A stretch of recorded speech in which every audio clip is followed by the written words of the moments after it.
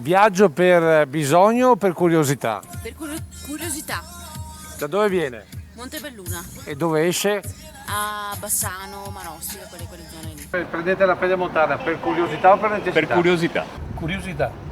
Curiosità di vedere quest'opera tanto chiacchierata, discussa, contestata, così più di qualcuno si è anche fermato qualche minuto su una delle piazzole per convincersi dell'asfalto drenante, delle barriere antirumori di ultima generazione, delle vie di uscita, ma soprattutto dell'innovativo impianto di recupero delle acque dalla sede stradale. Poi via verso la prima uscita utile, quella di Altivole. Cosa le è parso?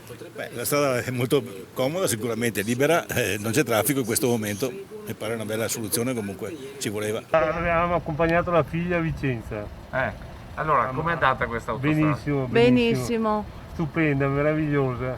Poi c'è chi ha voluto percorrerla tutta la nuova tratta fino a Bassano Ovest.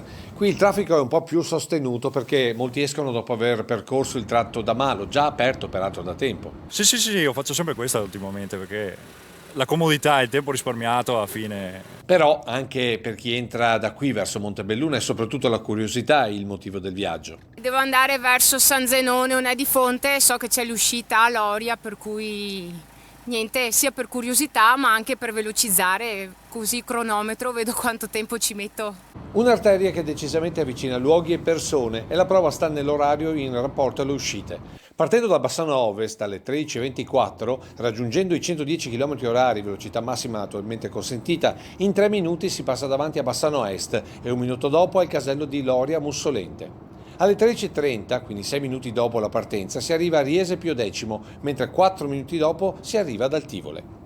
Pochi secondi e spunta il Montello e si arriva all'uscita obbligatoria alle 13.41. Quindi ora da Bassano si raggiunge Montebelluna in 17 minuti con un pedaggio di 5,50 euro.